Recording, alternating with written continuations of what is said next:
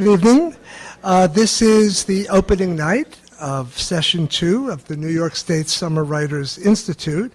And of course, I'm very happy to welcome you all. This is our 25th anniversary season, and so it is more than fitting that we should start things off with the reading by two writers who have been with us more or less from the beginning of this program. I'm Bob Boyers, and tonight I'll introduce Francine Prose, and after she reads for us, the poet Tom Healy, who reads here tomorrow night with Amy Hempel, will introduce Richard Howard. There are times in the novels of Francine Prose when we feel that we are being taken on a somewhat reckless voyage. Over here, an apparent improbability so richly detailed, so fully invested in, that we would feel churlish and ungrateful not to believe in it. Or, over there, a riff so inventive and funny that we feel we have no right to resist it or question its source. Francine Prose is never uneasy with the singular. Though she operates with nothing like contempt for the merely average or plausible, she has an appetite for the off-center and the eccentric. Her invention routinely supplies an abundance, as if she were temperamentally averse to rationing her imaginative resources. And yet, at the same time, Francine has long been a writer shrewd and canny, by no means blithely unbuttoned. Her narrative voice in her many novels tends to be ironic, often sharp and uncompromising. She seems always to know where the proverbial jugular is located. And if she doesn't go for it head on, or with fully murderous intent, that is only because she feels, much of the time, that she has better things to do than to score a decisive hit. Even where she operates with a target clearly in view, a social system brutal to minorities or immigrants, an organization of right-wing anti-Semites, the cliches routinely peddled by nice people like us, and by the enemies of nice people like us, targets. She moves with the sense that you never fully know what you think about things until you really get inside them and see what there is to see and to say. We recall, as readers of Francine's work, that she has taken on pretty much everything, from suburban delusions about the good life to the equally improbable delusions that sustain academics, from fanaticism to moderation. And though she knows clearly about the difference between a victim and a tyrant or a predator, she is loath to assign to anyone a fixed disposition or an unambiguous compassion. In her latest novel, My New American Life, which revolves around the experience of an immigrant from Albania, she observes that, quote, paranoia was English for Balkan common sense, unquote. But she's never comfortable with formulas inspired by paranoia or contempt, even when circumstances would seem to support them. It is not possible to forget that Francine is not only a novelist of extraordinary versatility, but a writer of nonfiction whose many books about reading, the lives of the Muses, Anne Frank, and others, are anything but occasional or incidental to her imaginative life. John Updike may have thought that his essays and other works of nonfiction were merely ways of hugging the shore, as he once put it.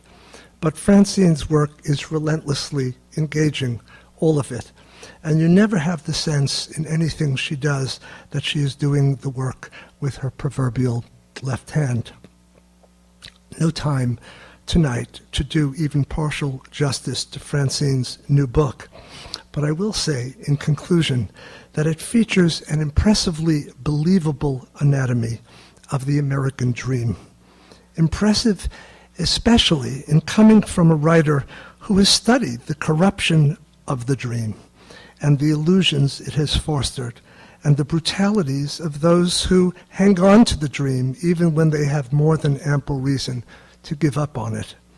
The American dream in Francine's new novel is all at once alive and well and beautiful and even full of promise, and it is also hopeless and stupid, all at once. And Francine's willingness to passionately engage with the dream confers on her entire novel the drive, the intellectual energy, and the reach that have made all of her work so admirable and compelling. Francine Prose.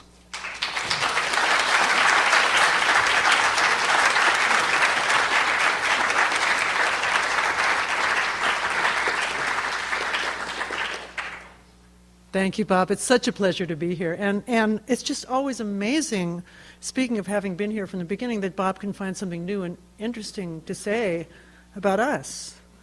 I'm going to read two very brief sections from the new novel, My New American Life. The book came out at the end of April, I guess, and I went on a book tour. And I realized that I was reading the same section over and over and over, partly because it was the beginning, so I didn't have to introduce it, and partly because I didn't have to pay attention. I could, part of me would read, and the other part was saying, like, oh, where are we going to have dinner? So I thought just to make things more interesting for myself, and I hope for you, I would read two very short sections that I'd never read before. Now, the trouble is that because they come in the middle of the book, they require some introduction, and I'm probably going to have to talk about them more than it's going to take them to read them, but whatever. My protagonist is a young woman named Lula. She's Albanian. She's from Tirana, Albania. She's living in New Jersey. She's gotten a job. She's about to become legal. She's sort of semi-legal. Her visa expired, but it's complicated. Anyway, she got a job as a nanny for a 17-year-old boy named Zeke who doesn't need a nanny. But his father, whose name is Mr. Stanley, or that's the only thing that Lula can bring herself to call him, Mr. spelled out M-I-S-T-E-R Stanley, is neurotic, and he's afraid to leave Zeke at home ever alone. So Lula has been hired to take care of him. So this section, and this is in suburban New Jersey, not too far from Manhattan. In this section, Lula has a best friend named Dunya, or has had a best friend named Dunya, who's also Albanian. They came over together. They worked, when they first got to New York, they worked in this mojito joint named La Changuita in the East Village, or the Mojito District. And Dunya has sort of disappeared. She claimed to be going back to Albania, but then she kind of fell off Lula's radar. And this is the scene in which Dunya resurfaces. It turns out that Dunya has not been, Lula has been worried all along that Dunya has been trafficked, and, well, as many people are, girls are. But in fact, Dunya has not been trafficked. Dunya has married a plastic surgeon named Steve, and is also living in New Jersey, not far from Lula. And this is the friends' reunion. Lula had picked up from Mr. Stanley and Zeke the good habit of not worrying too much about the neighbors, a welcome change from Tirana, where, for many reasons, none of them could. The neighbors were the first thing you thought of after food and money and sex, and often before.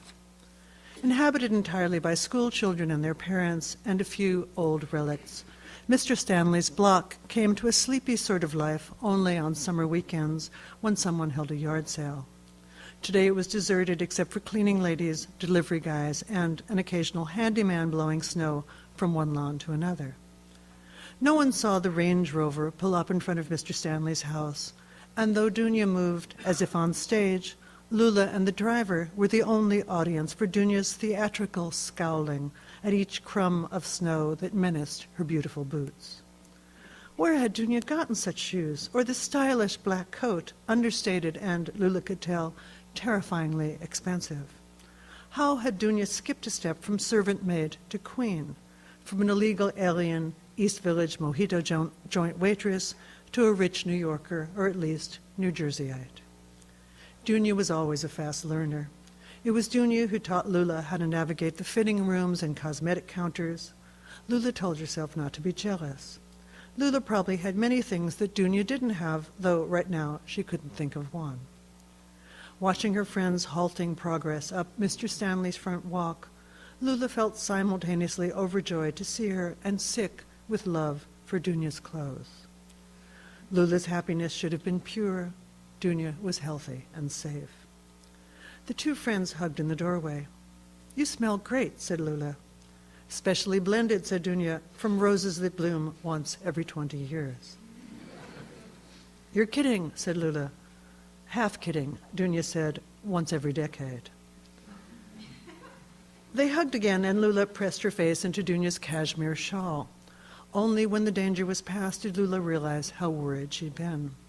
Dunya said, "Can we go inside now? I'm freezing my you-know-what's off." "Sorry," Lula said. "Coffee?" "American," said Dunya, "if you have it." "Starbucks," Lula said. She started off toward the kitchen so she wouldn't have to witness Dunya's response to Mr. Stanley's decor and, by extension, Lula's life.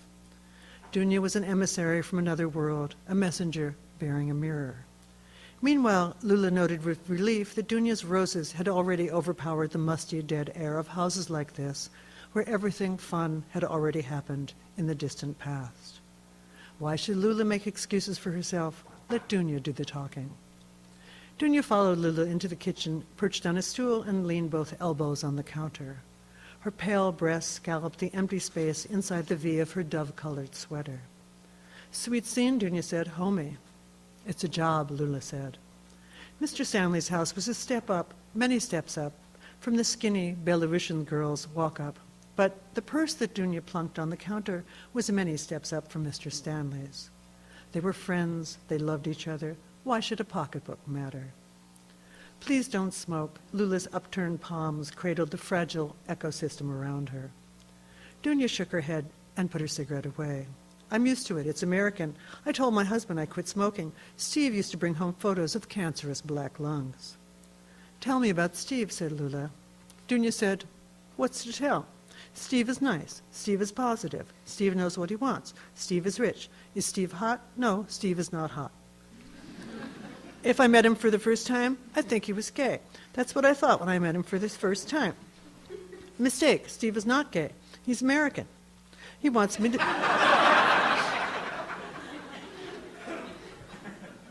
be American. When I talk about my old life, he looks bored, so I quit. At the beginning, he was fascinated by all the Albanian stuff, but now he wants me to be newborn. He wants my life to have started on the day we met. No past, no friends, English only except." Lula said, "Is that why you disappeared?" "Not exactly," said Dunya, "but sure, maybe yes. I was trying. I thought, I'll give the marriage a shot.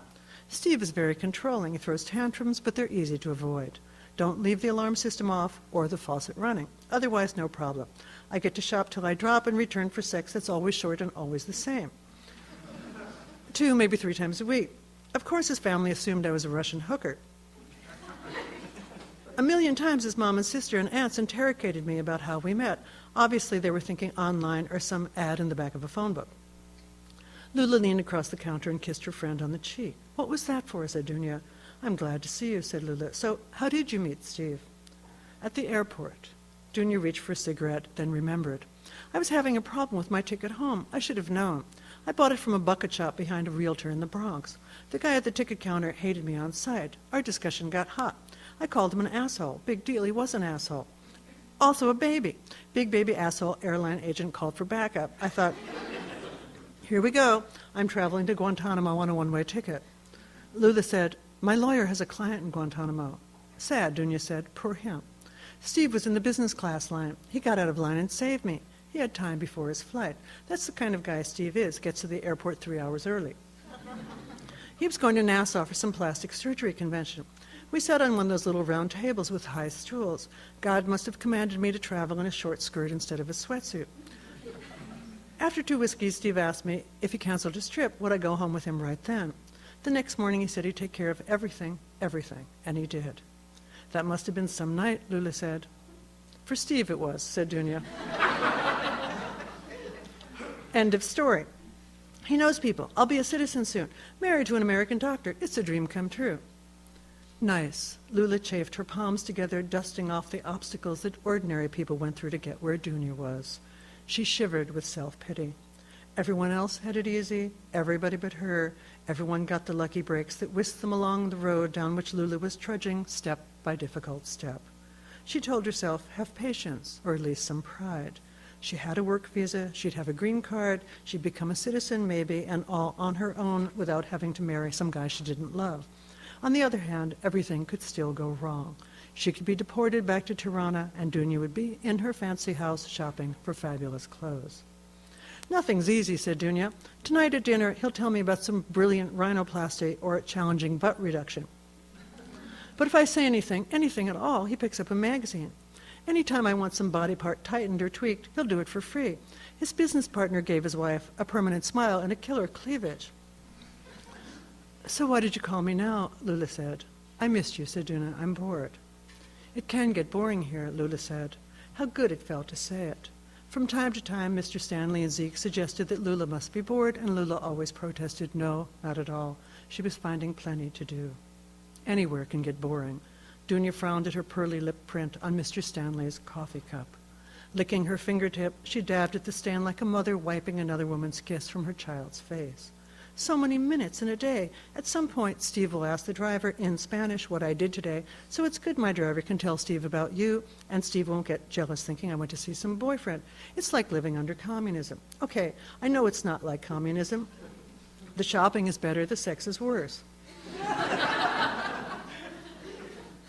A driver, Lula said. Dunya smiled lewdly. Jorge, Dominican, 22, drop-dead handsome. I can't even drive, said Lula. Most of the time I'm stuck here unless I take the bus. I told you, Dunya said, 10 miles to downtown if you swam. Lula said, you still have an accent. How does American Steve like that? Dunya made a face. He likes to talk during sex. Then he likes the accent. He even likes me to talk Albanian. He thinks I'm begging, fuck me up to my eyeballs, when what I'm really saying is, tomorrow I have to tell Gladys the maid to clean the refrigerator. Out of bed, he doesn't like the accent so much. He says the more American I speak, the more Americans I speak to, the more American I sound. Lula said, it's the opposite here. Everybody wants me to hang on to my roots. They love all the fairy tales and sayings and folk songs and crap. You know what? I've started writing little stories about home. You always were a creative person. What an imagination. I remember you getting drunk one night after our shift at La Changuita and making up some crazy shit about your dad teaching you to shoot Madonna in the heart. Whatever happened to Franco the waiter? He was cute, but still. That was true about Madonna, Lula said. A picture of Madonna. Dunya said, I missed you, but listen, no shopping today. I don't have the time I thought. The cleaning guy is coming to pick up the living room curtains. Also have to go home and talk dinner with Gladys. Dunya kissed her fingertips. Fried chicken. She worked for Steve before I got there. It was a sign of power, having somewhere you had to be. In the same article in which the female CEO advised buying fancy underwear, another successful corporate woman said her secret was always giving the impression that she had even less time than she actually had. Lula, too, had somewhere to be, right here, and someone who needed her, Zeke. We have Australia, said Lula. Dunya slipped back into her coat. Call me soon. Meanwhile, you can stop worrying that I'm a sex slave in Dubai. They hugged and kissed, then hugged again. And then Dunya was gone, leaving Lula feeling more hopeful and less alone, but so physically exhausted that she drifted into the living room and sank into the couch where she remained until the last trace of Dunya's perfume had followed her out of the house. All right, so this is a little later, and again, it takes more explanation. Lula has a kind of giant crush on this Albanian guy named Alvo. She's met Alvo. Alvo and two friends of his named Hoodie and Leather Jacket have shown up at the house and asked Lula to hide a gun for them. They claim to be friends of Lula's cousin George back in Tirana. And Alvo, it's not clear what he does for a living, and also Lula thinks he's sneaking into her house and taking showers in the bathroom and when she's not there, and using her computer, writing on it. So Alvo is kind of a sketchy character, but finally Lula, he asked her out on a date, and it's for Christmas Eve. Now, the thing I want to say about this scene is that I wrote it basically using videos from YouTube, because it turns out that no Albanian goes to a party without bringing a video camera. So all you have to do, if you're writing an Albanian party scene, is just, go on YouTube and type in Albanian New Year's Eve 2007, and you get, hundreds of clips of those parties. So, but the most, I have to say truly, the most wonderful thing that happened to me as a consequence of writing this book was that I got invited to a party of 700 Albanians on the Upper West Side of Manhattan. And in every way, it was better than the scene I'm going to read you. I wish I'd been there first, but of course that doesn't happen that way. But so anyway, I think that's all you need to know. So she and Alvo, it's Christmas Eve, they're in the car on the way to the party. Let's see. Okay. "Where are we going?" Lula asked. "The Bronx," said Alvo. "Where else?" They crossed the George Washington Bridge, its bright loops improbably strung above the silver cord of the river. Down below, glittering hives of mist swirled around the street lamps on the snowy banks of the Hudson. Alvo said, "So how are the boss and his kids spending their Merry Christmas?" "Watching the Yule log on TV," Lula said. Alvo said, "Bleak, very bleak." "Please, I feel guilty enough," said Lula. Alvo took the exit for the Whitestone Parkway. Then he said, "Are you sure you're not fucking the boss?" "Jesus Christ," said Lula, "how many times do I have to—" "Sorry," Alvo said. Lula said, "What's the point of Christmas anyway? We never had Christmas at home." "Now we do," said Alvo. "Now it's a big travel season for Albanians. Everyone's got to come here. To do what? I don't know. Go to Radio City, sit on Santa's lap. Right now I've got 3 cousins from Vlora sleeping on my bedroom floor." So much for the option of ending the evening at Alvo's apartment. But since when had Lula needed to do it in a proper bed? She'd grown so middle-aged and conservative since she and her boyfriends used to sneak out and rip off their clothes and roll around in the dictator's bunkers. Alvo said, "I wonder if they ever took a survey. How many Albanian guys and girls had their first sex in a bunker?" Lula said, "Did you just read my mind or what?" "Really," said Alvo, "that's beautiful." Without taking his hands off the wheel, he bumped his elbow against hers. "You know what? One of my cousins brought me this little vial of water from a spring somewhere in Bosnia. Male water, they call it. It's supposed to be Balkan Viagra." "Do you need it?" Lula asked. "Not the last time I checked," Alvo said. Lula saw searchlights raking the sky above an industrial wasteland, beacons to guide their smooth landing in front of a 1-story building on which red and green and silver lights spelled out "Merry Christmas, Happy New Year." Another string of bulbs outlined a double-headed eagle over the door. "I've heard of this place," said Lula. "Who hasn't?" Alvo said. 2 guys in bow ties lunged for the doors of the Lexus, but Alvo waved them off until he and Lula got out and he surrendered the keys. "Valet parking sucks," Alvo said, "paying some stranger to screw with your seat adjustment and mirrors. But in this neighborhood, you need somebody to kneecap the junkie before he smashes your window for the pocket change stuck in the seat." A squad of gigantic bouncers guarded the entrance, checking IDs and exuding random intimidation. One of them recognized Alvo and cleared a tunnel through which Alvo led Lula, a gauntlet of arm punches and shoulder thumps that Alvo good-humoredly endured, while Lula succumbed to the dizzying high of specialness and privilege. Which other girls had Alvo come here with? It almost spoiled her good mood to think about Alvo's life before her. Lula saw a security guard holding a girl at arm's length, laughing as her flailing arms and fists bounced off his puffed-out chest. "Spit on me," he was saying. "What kind of way is that for a nice Albanian girl to behave?" The coat-check girl looked hard at Lula to see how she'd wound up with Alvo. Lula wanted to tell her chemistry, but what did Lula know about Alvo's past? She knew nothing about his present. A blast of noise blew these reflections straight out of Lula's head. As Alvo guided her into the crowd, Lula remembered why this feeling, too many people, too much sound, not enough oxygen, not enough room, a barrage of intense sensation bombarding your heart and belly, was something you might want.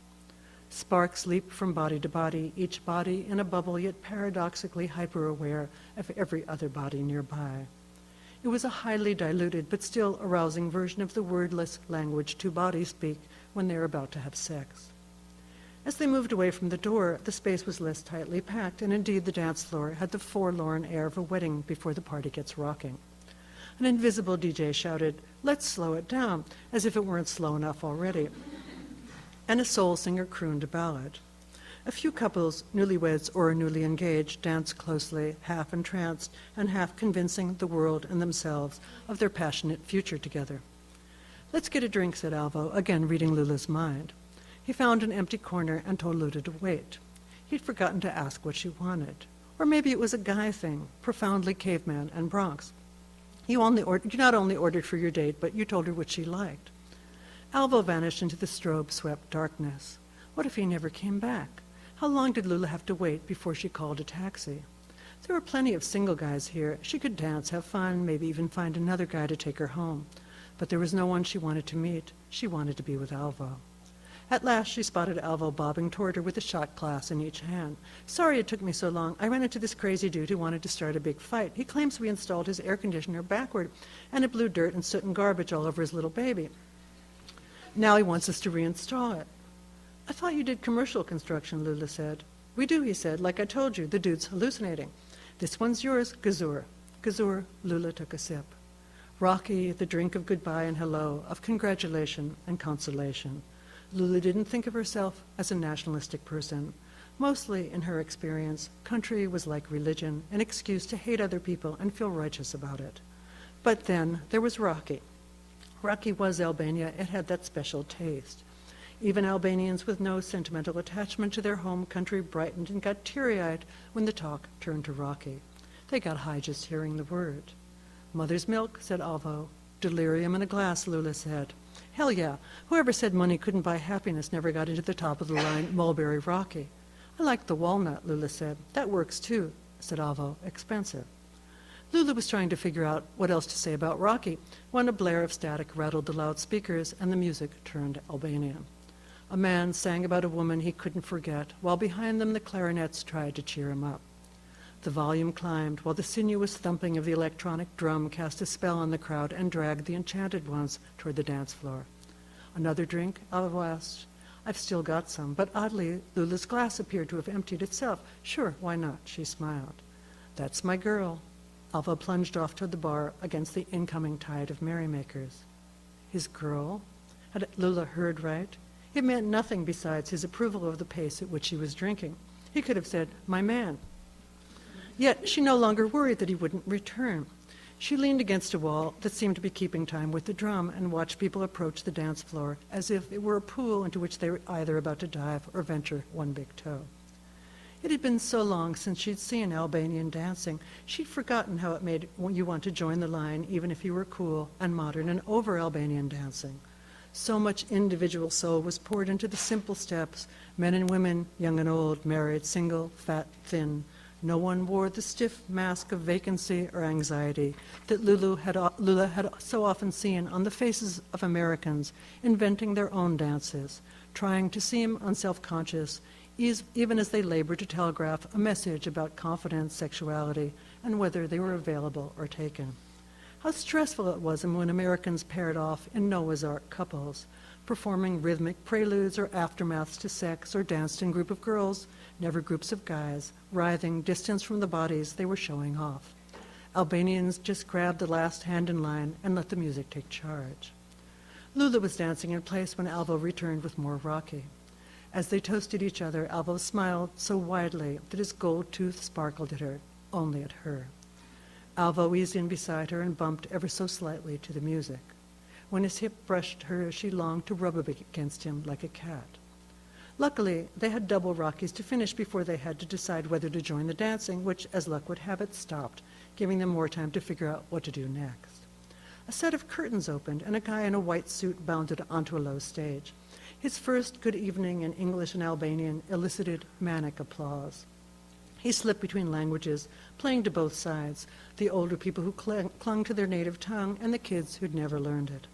But everyone understood and loved his patter about old friends and new friends, brothers and sisters, all family here tonight. More applause for the names of the stars would be entertaining them this evening, and for each of the beautiful cities in which the talent had performed. The applause built as two men, also in white suits, tried out the keyboards, one of which sounded like a clarinet and the other like a drum. The host whipped the audience into a frenzy of welcome for the singer, who strutted out nonchalantly, if frantic clapping was the background noise of her everyday existence. Then her bright red mouth exploded in smiles, and she bowed from the waist and blew kisses. Black as Zeke's, but varnished in a high gloss, the singer's hair framed her face in question marks. Curls spilled over the shoulders of her white dress, which had gauzy sleeves and pearl flowers like a wedding gown, only with a miniskirt stretched tight across her belly. White boots rose up to meet it, exposing a long expanse of thigh, fit and tan in the dead of winter, though her face and hands were pale. Miss Ada Kulpi, yelled the MC, and the singer curled her arms, palms up, asking. She sang to each person in the crowd, begging each kind soul to advise her to tell her what to do about the man she loved, but who didn't love her. No one believed this guy didn't love her, but her voice reminded them of every time they'd felt what she was pretending to feel. Lula had never felt that way. Then she remembered Alvo and thought she might be about to start now. She glanced at Alvo, steeling herself for the sight of entranced hormonal male rapture. Instead, he shook his head and shrugged, eloquently conveying his adorable opinion that Miss Ataculpi was a little much. His shrug said he preferred more normal, less outrageous women, well, like Lula. Ataculpi reached for the audience, grabbing them, pulling them in, signaling that the only way they could soothe her broken heart was by dancing. A few people, then a few more, formed a line, and the line of dancers grew long enough to coil once and then again. By now there were 2 rows, a men's line and a women's line facing one another. Lula took Alvo's empty rocky glass, set both glasses on a ledge, then led him onto the dance floor. The women's line grabbed Lula just as the men's line, led by a guy twirling a red scarf embroidered with a double-headed eagle, yanked Alvo the opposite way. Lula had drunk precisely enough to feel loose, but not too loose, as the steps came back to her, as natural as walking, but less isolated and boring. Why should this seem so pleasant to a person like herself, a person who hated chorus lines, military parades, anything in lockstep?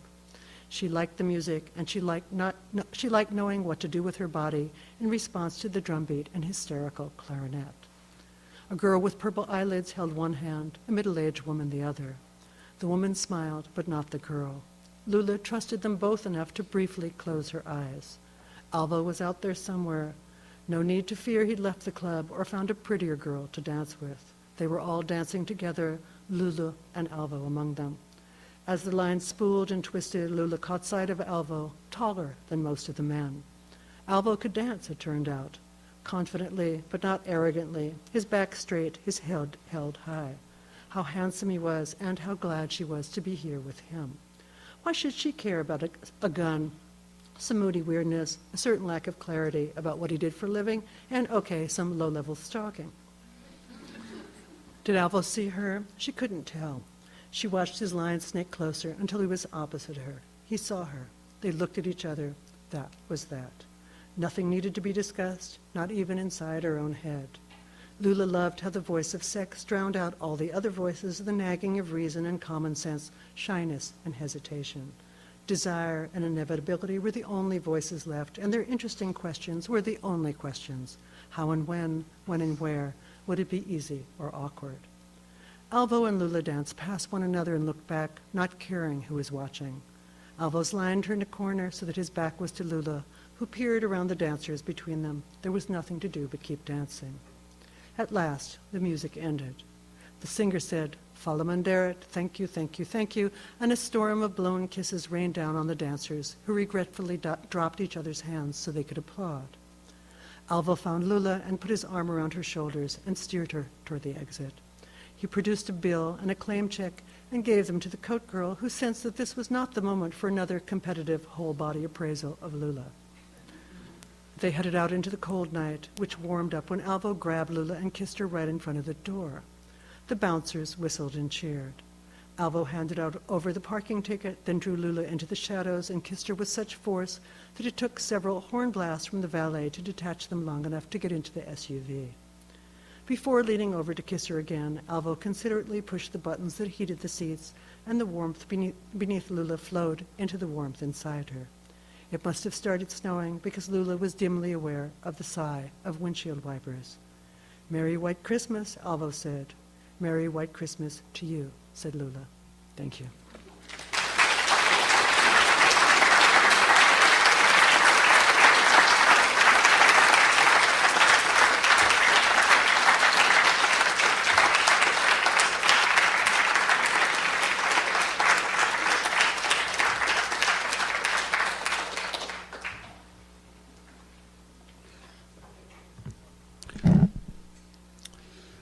Where Richard Howard's glamorous intellect has led, it's been difficult not to follow, often to the past, often to the world's great museums, often to the library.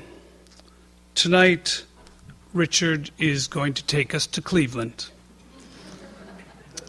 And we're going to follow him to the 5th grade, back to the Park School in the 1930s, a small experiment in education founded by a few mothers who had graduated from Vassar and had heard John Dewey at the same great university where Richard now teaches, on land provided by John D. Rockefeller, thanks to the Cleveland Historical Society for this information. They wanted to put a place that they called a school among the trees, close to the heart of nature, a laboratory for the study of nature and its own environment, and a natural setting for the play of children. The play of children. That is not really what you will find in the poems of progressive education, which Richard is going to read tonight, unless play is the serious business of a rigorous curiosity, the stirrings of philosophical engagement, and the making of impossible, discomforting demands on adults who have the struggle of living up to the level of moral inquiry of their students. Of course, this would be play for a young Richard Howard, the boy who dissuaded his mother's suitors by asking them, "What's your favorite opera?" This is the boy who spent hours in his grandfather's library to discover that to learn the world, he said, I quote, didn't have to look away from home, just further in.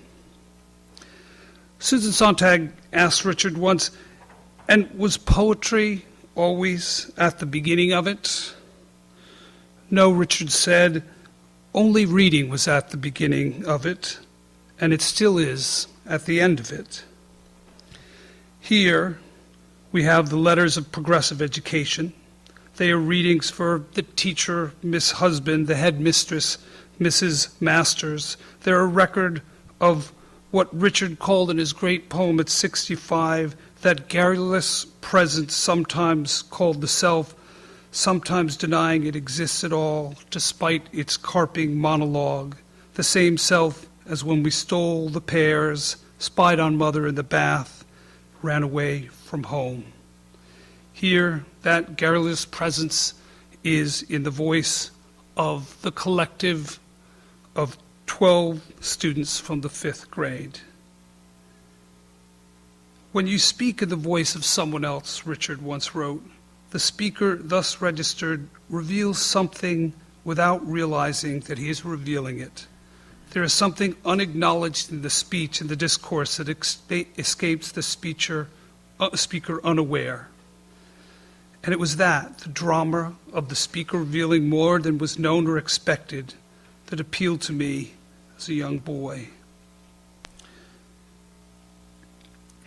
What is interesting in these letters that you'll read from the 5th grade is the necessity of this work, the obsession of possibly taking it too far in a voice of someone so young, the voice of taking us out into the air, possibly close to the ridiculous and being confident there, being joyful and unafraid of learning. As Peter Pan says to Wendy, Wendy, Wendy, when you are sleeping in your silly bed, you might be flying with me saying funny things to the stars. Richard and I have had some long conversations the last year about Peter Pan, Alice in Wonderland, and the literature of children. As Peter Pan said, the difference between him and other boys at such a time was that they knew it was make-believe, while to him, make-believe and true were exactly the same. Sometimes it takes children to remind us of that. Precocious, brilliant, progressively educated children, of course, but that is what Richard Howard was and continues to have the voice to be. Richard.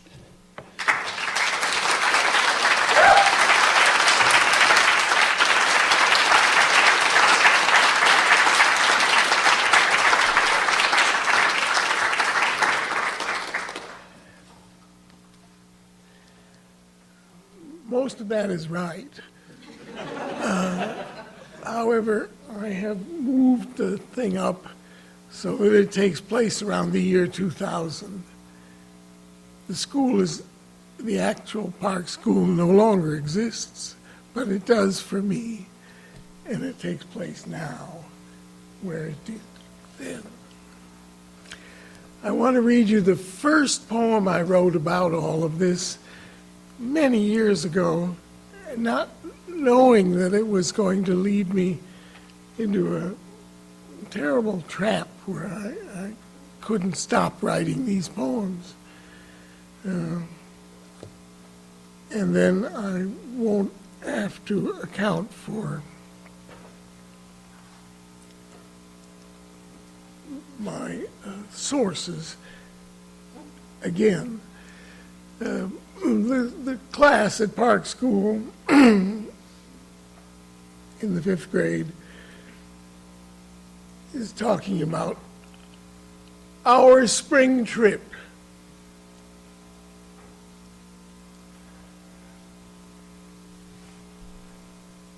Dear Mrs. Masters, hi! From the 5th grade class of Park School. We're all here in New York City at the Taft Hotel. Well, you could have guessed that from the picture printed on this stationery. I inked in X's to show you our room. Our rooms, which are actually on the same floor as the Terminal Tower observation deck in Cleveland, Ohio, which we visited on our 4th grade spring trip. But nowhere near so high as some skyscrapers in New York City.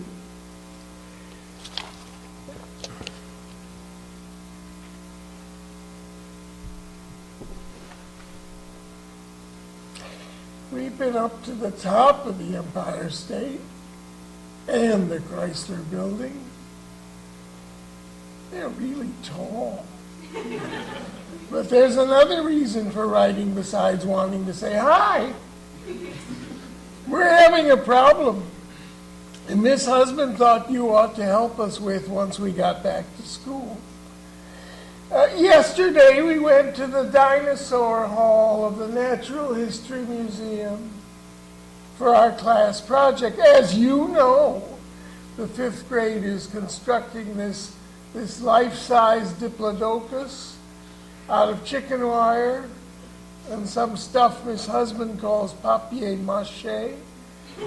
But no diagram we have shows how the tail balances the head to keep our big guy upright. We need to see how the backbone of a real Diplodocus manages to bear so much weight. Did you know that some dinosaurs, like the Brontosaurus, are so huge they have a whole other brain at the base of their spine just to move their tail? Another thing, each time Arthur Englander came anywhere near our Diplodocus, it would collapse because of not balancing right. And that went on until David Stashauer got so mad at Arthur, he flew at him and gave his left shoulder a really good bite. So he would keep away. That was when you called the all-school assembly to explain about the biting. Biting's no good. So Arthur decided not to come on this year's spring trip. Well, we took a subway train to the museum from the Taft Hotel. In fact, that was our very first excursion, but the noise once we were on the platform was so loud. Well, one girl, Nancy Akers, she cried. Well, she was always chicken. When someone told her that terrible roaring that the Expresses made was Tyrannosaurus Rex himself. And she believed And then we went to the great hall where we were surrounded by dinosaurs, all the kinds we had studied. Well, some were not much bigger than a chicken, but some were humongous. One was just a skeleton wired together, so it was easy to see how we could make our diplodocus balance by putting a swivel in its neck. All the other dinosaurs were stuffed, I guess, with motors and lights inside. When they moved their heads, their heads balanced their tails. There was even a pterodactyl flying back and forth above our heads, probably on some kind of a track. But even though Miss Husband tried explaining for the 100th time how the dinosaurs had all been extinct for millions of years, not one person in the class believed what she said. The idea of 1,000,000 years is so stupid.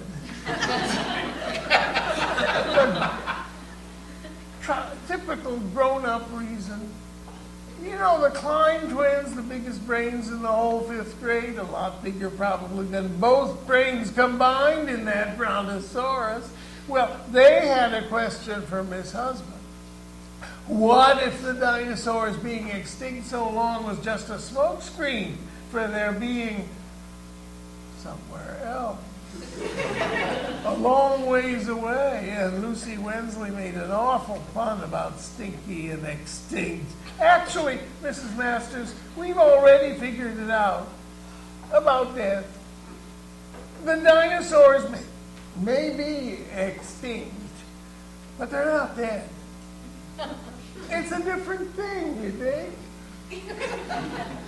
When Duncan Chu's Lhasa jumped out the window, or when Miss Husband's parents were killed together in a car crash, well, we understood that. That was being dead. Gone. Nobody around. Isn't that what dying has to mean, not being here? The dinosaurs are with us all the time, anything but dead. We keep having them.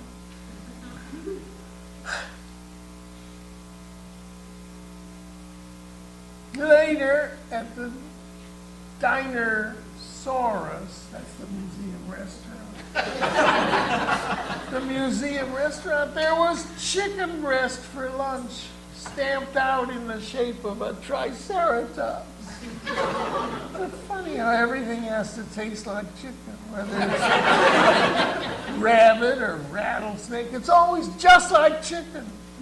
Anyway, dinosaurs are alive as long as we think they are. Not like Duncan's dog. And that's just the problem. By next week, though, we'll be back in Sandusky, and while we're putting that swivel back into our Diplodocus's neck, you could explain to us about time, about those millions of years, and dinosaur chicken in the diner, and chicken-sized dinosaurs in the Great Hall, and where they really are. Now,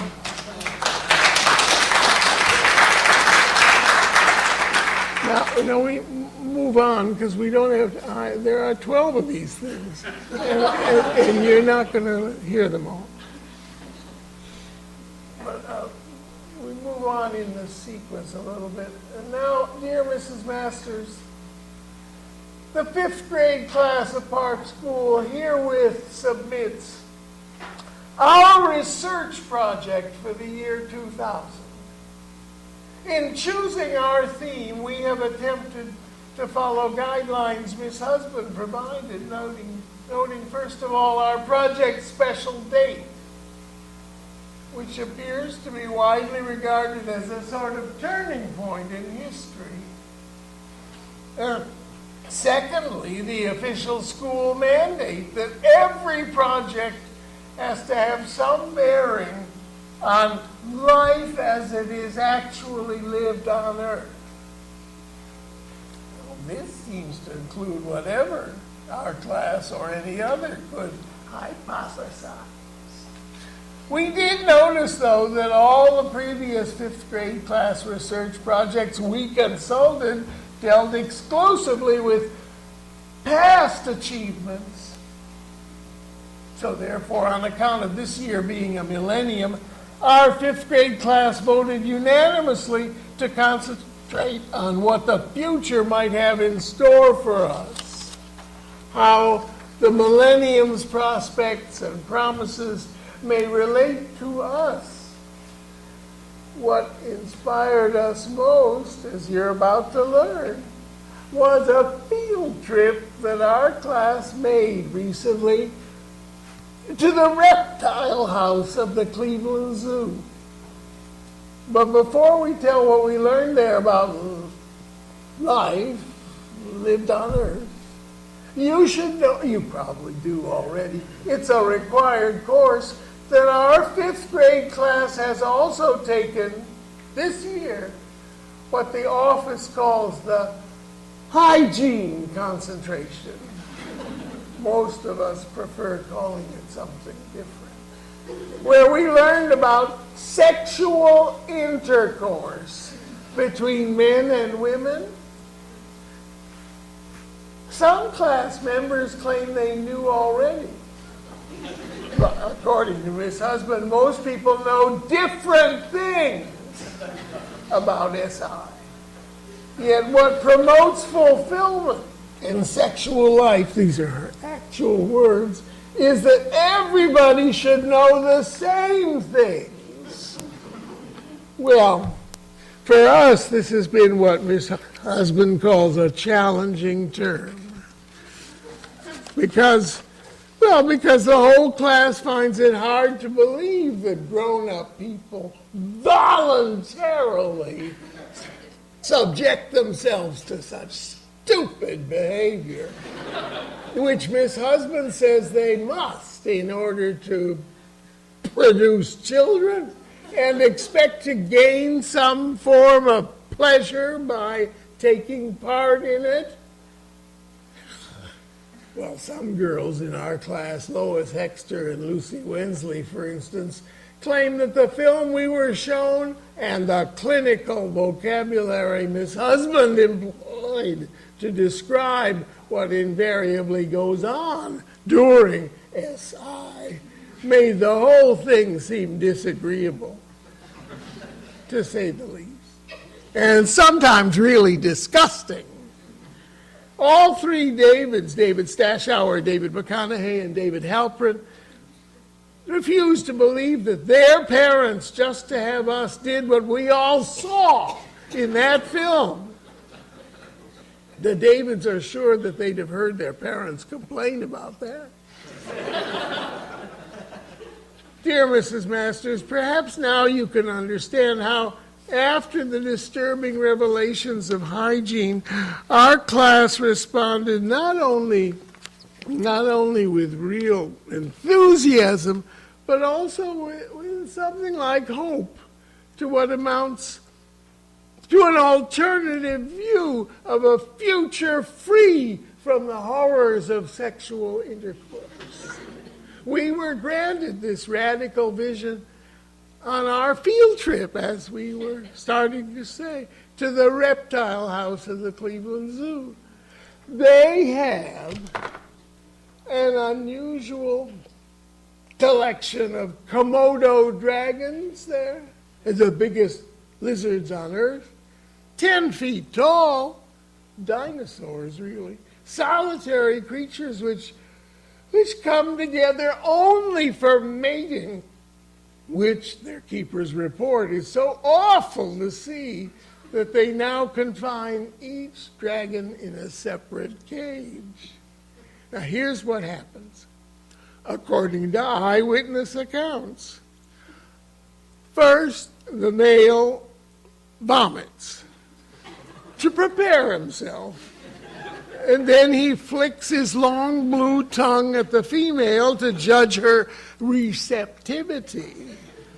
If she resists with her claws and teeth, he has to pin her to the ground during SI. With lizards, that's called coitus, to avoid getting hurt. The keepers told us that after SI, it takes a dragon mom 7 months to hatch her clutch of 20 eggs. And after that, it takes 5 years for the young dragons to reach maturity. Maturity means eating baby dragons. 10% of their diet, which have to become fast tree climbers to avoid predation. Now that's a zoo expression for not getting themselves devoured by Dragon Dad. We can all see why zoos keep males apart from females, and therefore why it must have been quite a surprise for everyone invited 2 years ago when this one female laid a clutch of fertile eggs that actually hatched by a process called parthenogenesis. That means they don't need SI with the males. This also happens, one keeper informed us, with certain fish.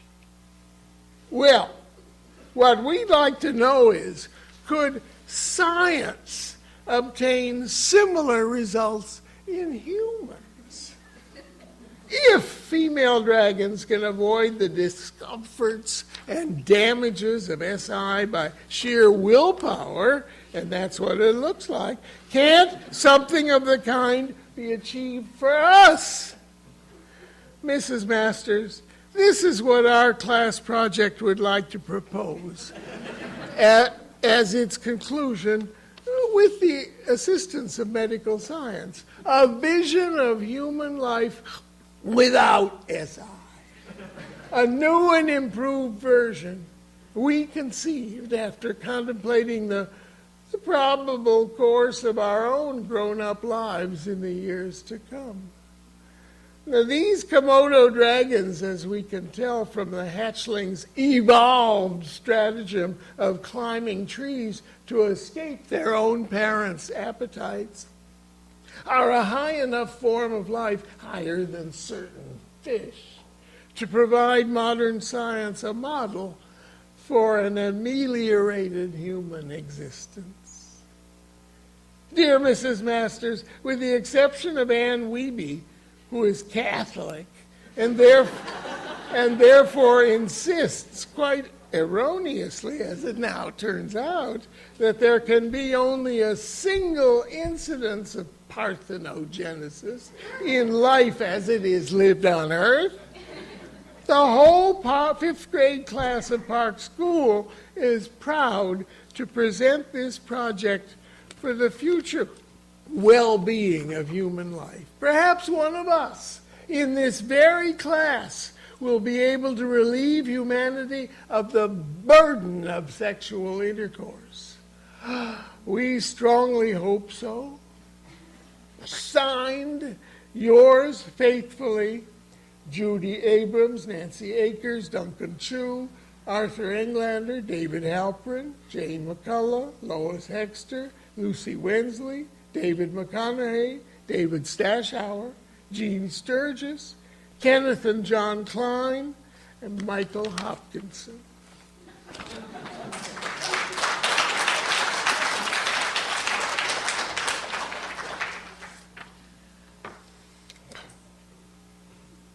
Back from our spring trip.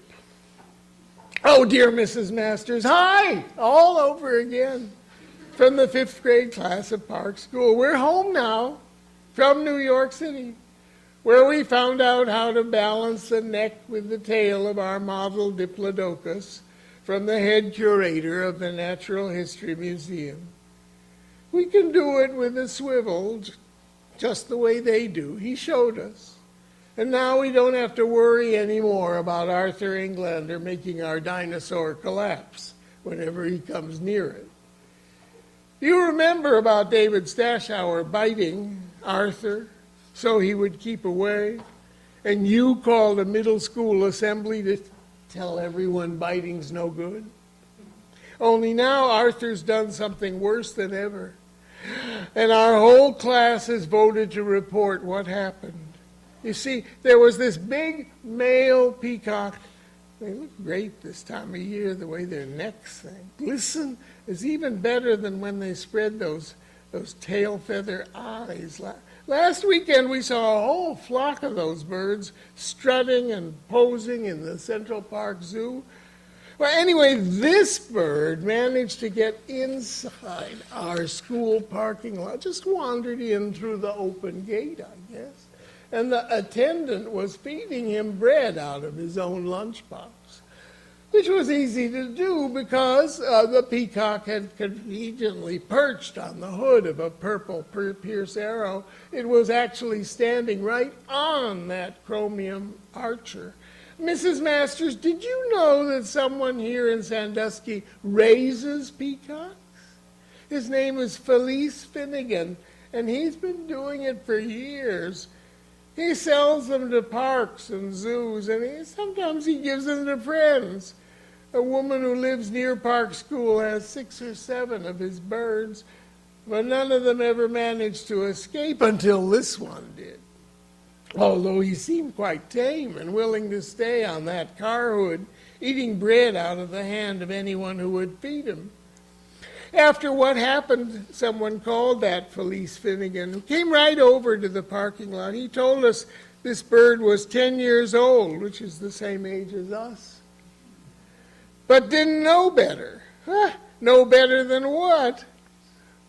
Mr. Sanchez, that's the parking lot attendant, said he, the peacock, now Mr. Sanchez, would have gone on eating bread all day long, but then Arthur Englander, of course Mr. Sanchez didn't know his name, Duncan Chu told him, came out of nowhere as if he already heard the peacock was there on the Pierce Arrow, and ran right over and grabbed him by that beautiful neck, and dragged him down to the gravel, and started kicking and stomping the poor bird, which once Arthur got a hold of him, began screaming, and then Mr. Sanchez was screaming, and even Arthur was screaming, I guess. Pretty soon, the peacock was so badly beaten, most of his tail feathers had fallen out, but he wasn't dead yet. He just lying on the ground, thumping his wings and trying to get away from Arthur Englander.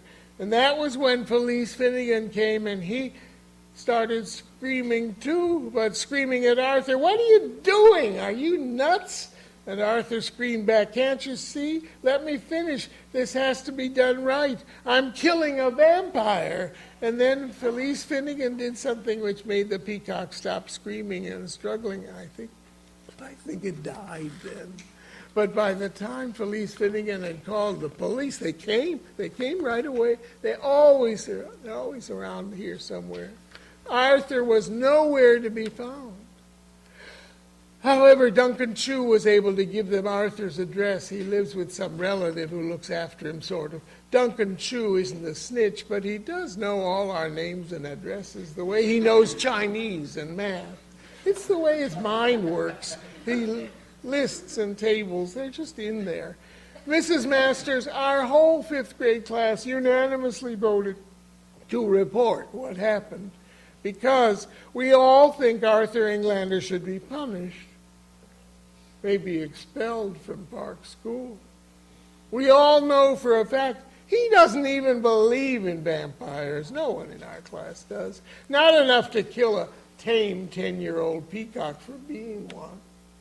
Arthur Englander doesn't believe in anything. He just likes destroying things. If our Diplodocus was alive, he'd kill it. Our whole class believes that dinosaurs, all dinosaurs, not just our own Diplodocus, are alive somewhere on Earth. And both Lucy Wensley and Nancy Akers have heard Arthur say he wants to kill some of the big ones, wherever they are. He was warming up on Felice Finnegan's bird. Now, we're asking you to expel Arthur and buy the peacock lady another bird, not one that's already 10 years old. A chick will be fine with us. We could feed it bread and watch it grow.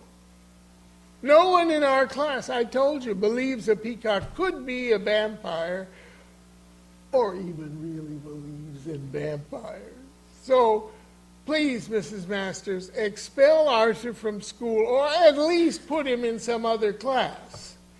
This request has been signed unanimously by the entire 5th grade. We hope to hear from you.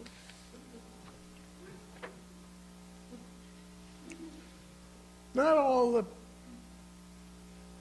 the questions are sent to Mrs. Masters. Here's one that was sent to Mr. Lee.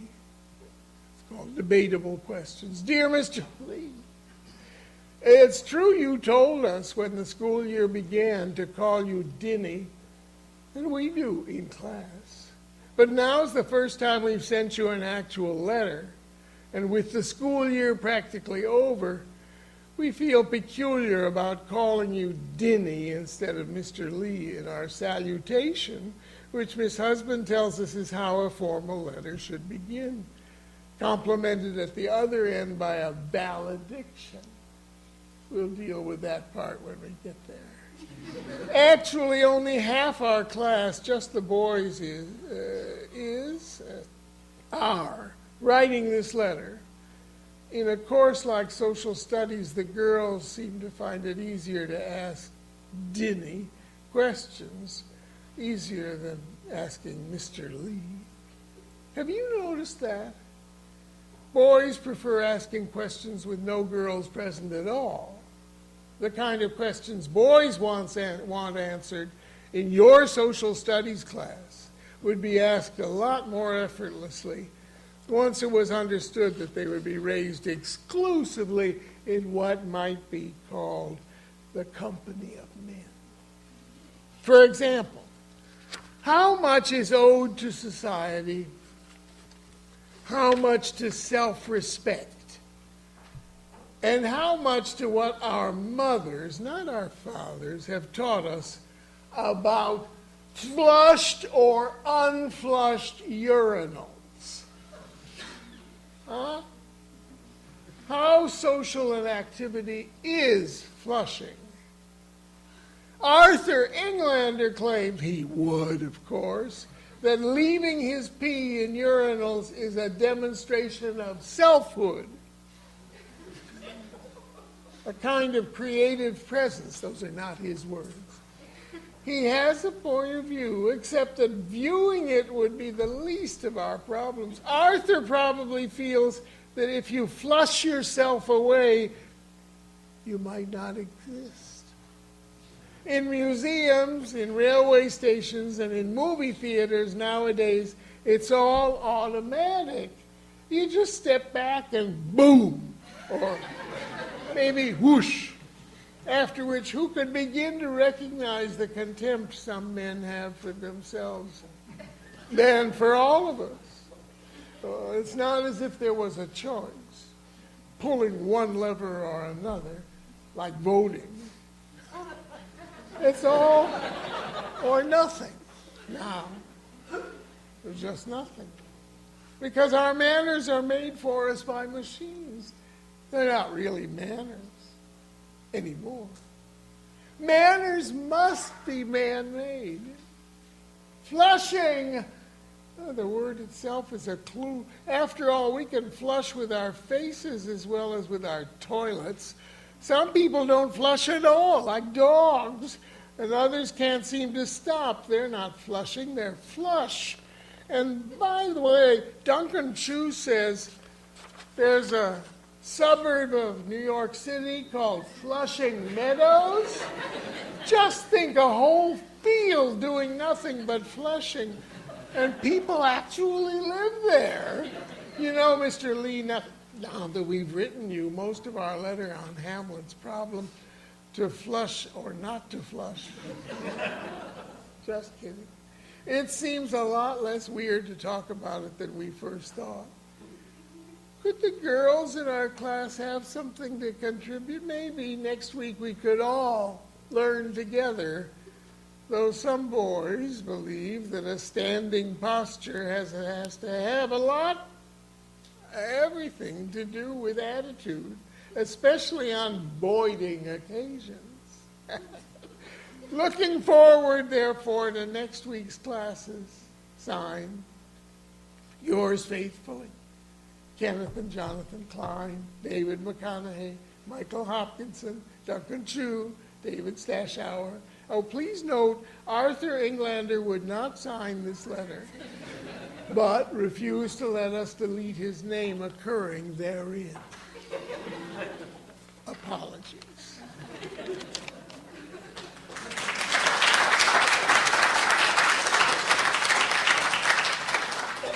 I'm going to maybe two more. Yeah?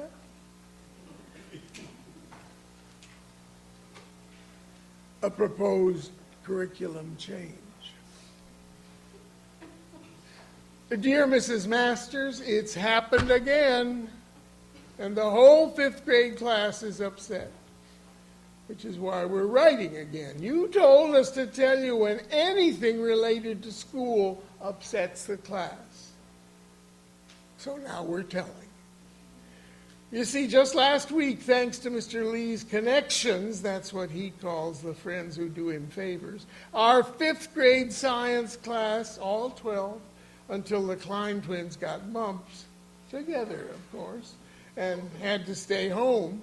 So we invited Mike Ron and Clark Taft, the two smartest kids in the fourth grade, to come instead, since Mr. Lee had specified there would be 12 students visiting the Sandusky labs for our winter term science field trip, and no one wants to see two favors go to waste. Dinny, that's Mr. Lee, he asked us to call him that, and now he's the one teacher at school we're on first name or maybe nickname terms with. Ooh. Anyway, Dinny has this friend, Mr. Morton, who works in the labs. He told us right away, call me Mort. Everyone does. First names must be sort of a code for scientists on the development of cancerous tumors that he trained to grow in mice. Induced was the word he used. When he offered to show us how his experiment was coming along, Lucy Wensley asked Mr. Mort if he could tell one mouse from the next. Do you never see something individual about a mouse? Some particular mouse you're working on? Lucy sometimes brings her pet guinea pig to school with her. So, of course, she'd ask a thing like that. Her question really surprised Mort, but maybe what he said was a good answer. After a moment, he told this story.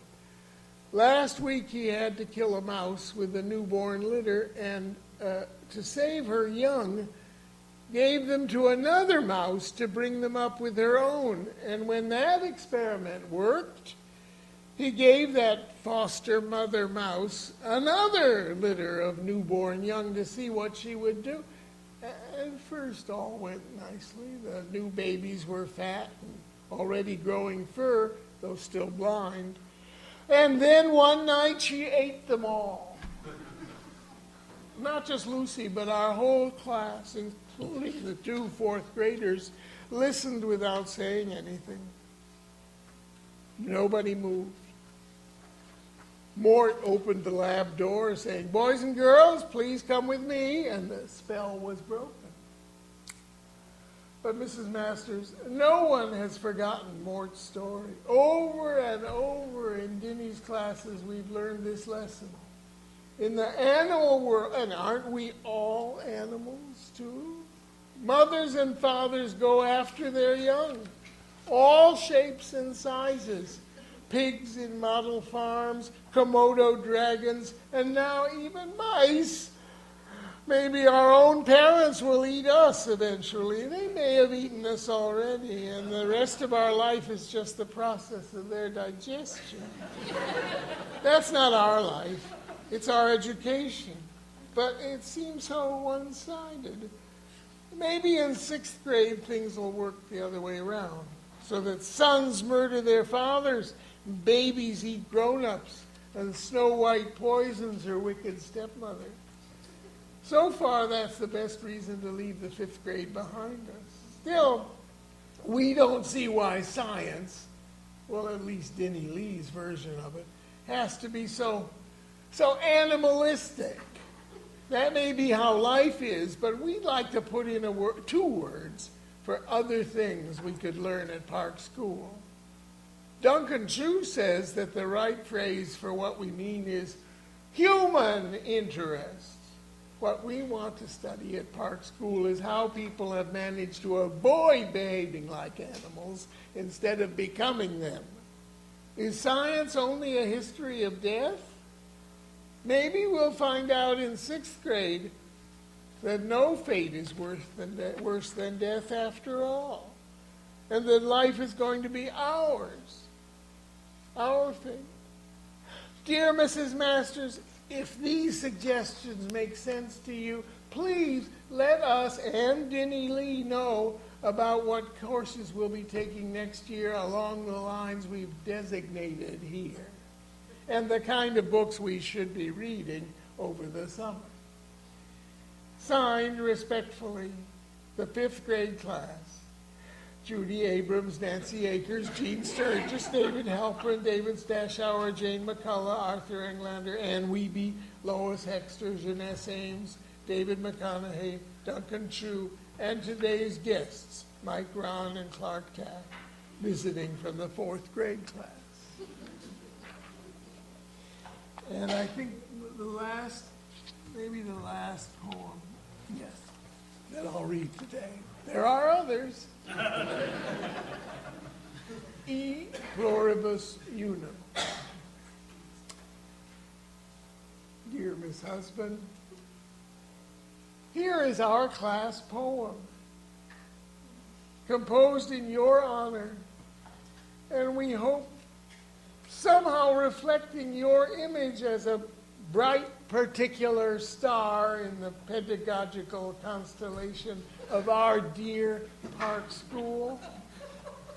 All year long you have coruscated with a special meaning for the 12 of us who rely upon your radiance. Writing this poem together, our 5th grade class has discovered by degrees, each of us for ourselves, that progressive education works by confidence in what the founders called mutual stimulus. Nowadays, our students tend to call it teamwork. But regardless what it's called by us now or by them then, the spirit of collaboration keeps us pecking around for the seeds you had scattered along with those we unearthed in the Park School library. That was where you had exiled our class for context. Though we longed to inspect your own books, we had noticed those same books at home. But our parents seemed wary about our taking them off the shelves to somewhere we could read them for ourselves. Miss Husband wasn't the least bit wary about her books. She always lent them to us, no questions asked. And then there were those other joys, scarlet capes, even leather ones. Anyone could wear them if he or she remained within the bounds of Park School. And for the timid, entree was allowed to the big wire cage behind your desk with its docile flock of fat ringdoves to be hugged and held cooing in our laps for the whole class. Even so, Miss Husband, you did exile us halfway through the 2nd volume of Alice from your enchanted classroom to find what we would have to disinter from the Park School library stacks. not exactly entered there, but it seemed to us we did have to dig deep for what we weren't sure we were in search of. Or maybe that's the true allure of libraries, lighting on a proper author's scandalous life right next to the official version. That's just what happened post-Alice last week. So, of course, that's what our class poem has to be now. A library find bestowed on Miss Husband as a sign of our understanding. Not a put-down of Alice's creator, but an indication that into each life, even the most seemingly respectable and even virtuous one, there must be some form of the destructive impulse, some inexplicable nastiness, call it the human touch. And our class found it in an edition of old letters. This whole year, Mr. Lee, alias Dinny, the science teacher who takes our class on trips, kept reassuring us that a true creative result was much likelier to be produced by the meeting of 12 minds than by some solitary genius. And he's right. Somehow he must have known. Composing this year's class poem, these homely lines in your honor, Miss Husband, has been almost easily created by our combined assiduity.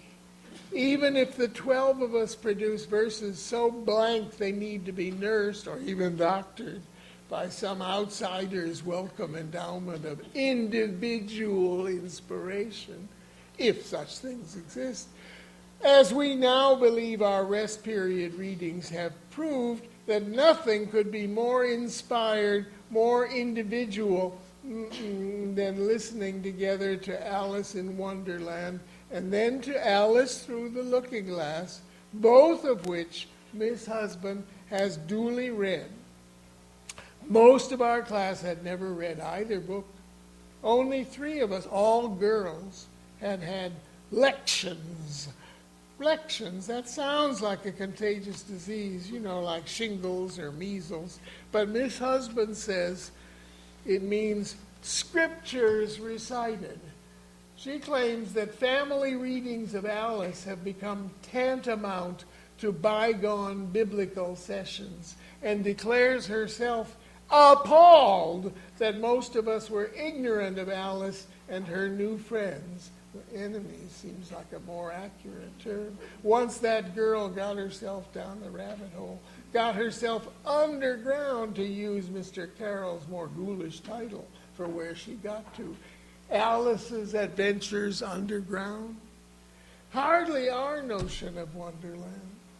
Luckily, a whole month more of rest period readings lies ahead, in which the finishing touches of pseudo-scriptural consecration may still apply, and our lections persist through the looking glass. Though aggrieved, Miss Husband is eager for us to get to know not only shape-shifting Alice, but that huge troop of savage nitwits, screaming duchesses, grinning cats, loveless old men, mumbling what our teacher calls surreal parodies of stale pastorals. Nobody kind, even the talking flowers, and Alice herself, class-starched, annoyed to be mistaken for a servant.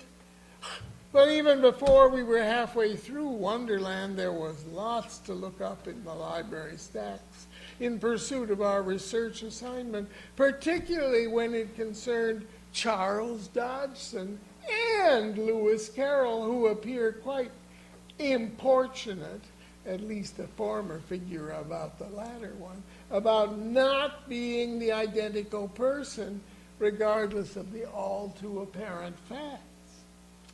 Once we got into the stacks, the subject for our poem became equally apparent.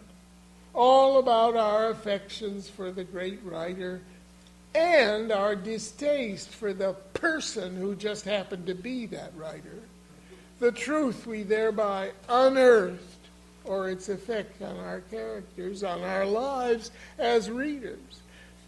That is the homage we want to pay Miss Husband. What our poem really seeks to represent.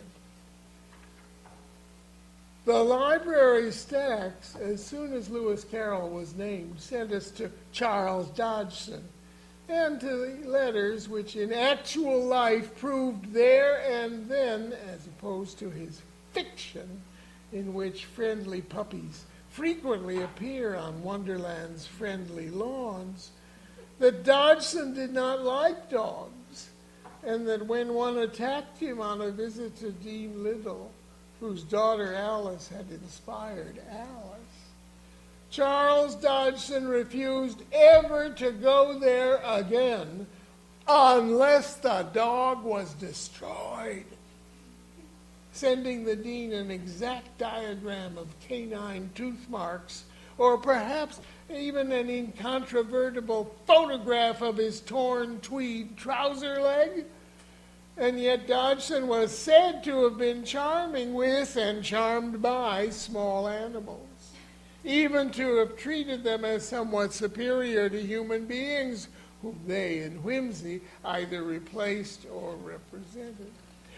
Perhaps this might be, in addition, a fitting place for Lewis Carroll's message, that message to some child.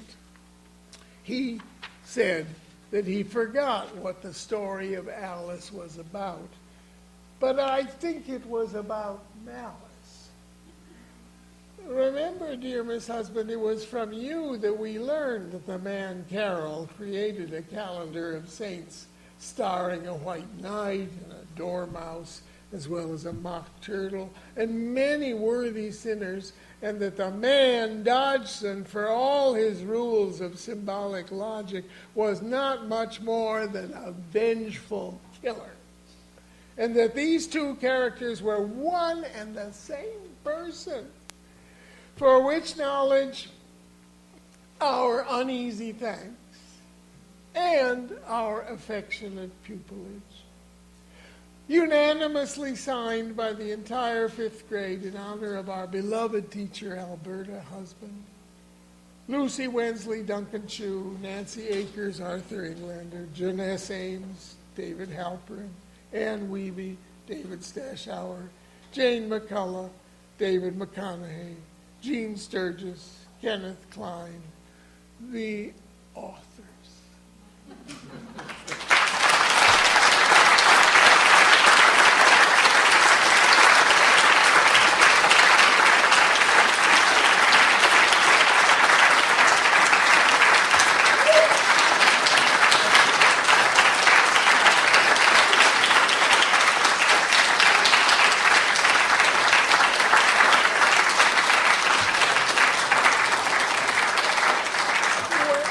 Come here next year, I'll bring the book itself by that time, and you can hear some of the others.